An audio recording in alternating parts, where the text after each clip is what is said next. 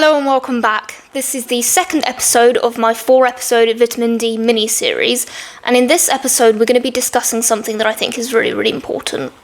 Are the NHS guidelines for vitamin D too low, and what are the safety concerns around supplementation?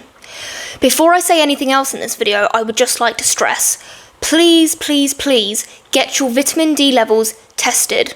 You can do this via your GP. You simply just ask them for a vitamin D test and they should run it. It's a blood test, and I think it's really important to be doing at least twice a year, so every 6 months.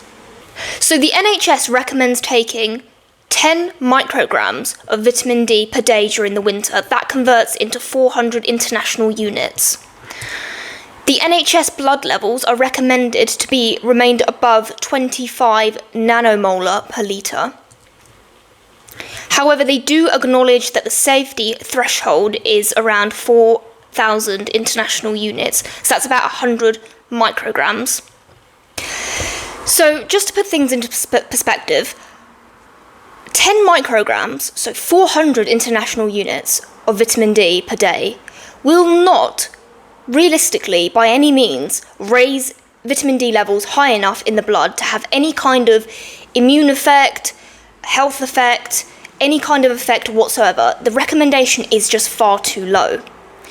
Many experts have challenged this recommendation whilst doing a review of the literature, which sounds currently very strong. Some of these people include Dr. Rhonda Patrick, who's a PhD, who actually did her PhD in the research of vitamin D and longevity.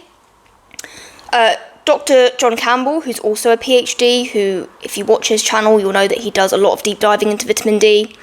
Dr. Mark Gordon, who's an endocrinologist, he has also challenged the low recommendations of vitamin D, as well as Dr. Patrick McCullough, who's a dermatologist who conducted a study which I'm going to move on to next. So a 7-year study by Dr. Patrick McCullough looked at long-term hospitalised patients who have given between 5,000 and 50,000 international units of vitamin D per day. Importantly, across all of those years, no cases of vitamin D toxicity or high calcium levels were reported. This strongly suggests that under medical supervision, even higher doses can be safe and effective.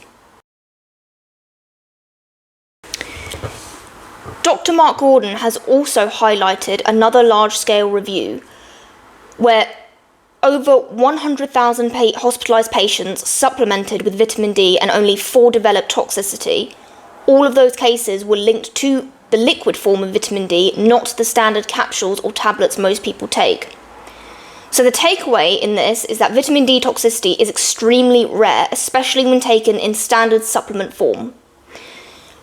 As I previously said, it is essential to check your blood levels and work with your GP before starting higher doses. Something I would also like to bring your attention, which is what we're going to be covering in the next episode, which is episode 3 of this mini-series, which looks at bioavailability of vitamin D, is that there are other certain nutrients and vitamins that are required to take in conjunction to vitamin D to ensure that toxicity does not occur.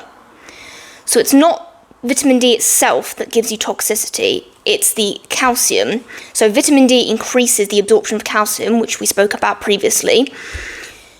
The point is, we don't want calcium to end up in the arteries, we want it to end up in bones and teeth, and this is where vitamin K2 comes into the equation. So please stick around for episode 3 of this mini-series, and we will discover and elaborate on the bioavailability and other nutrients required in order to fully activate vitamin D and use it safe and effectively. Thank you very much for watching, and that was Science Made Simple.